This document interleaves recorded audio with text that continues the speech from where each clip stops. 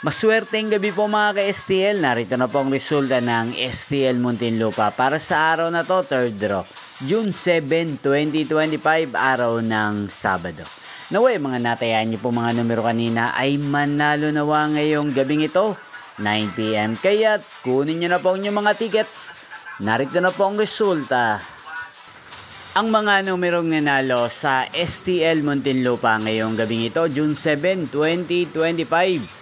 9 PM, third draw result 19 at 2 in exact order sa lahat po ng tumaya kanina sa STL Muntinlupa para sa third draw ng 19 at 2. Congrats po sa inyo, panalo po kayo. At ngayong gabing ito sa STL Muntinlupa, atin pong i-shoutout si Ate Joy ng Muntinlupa.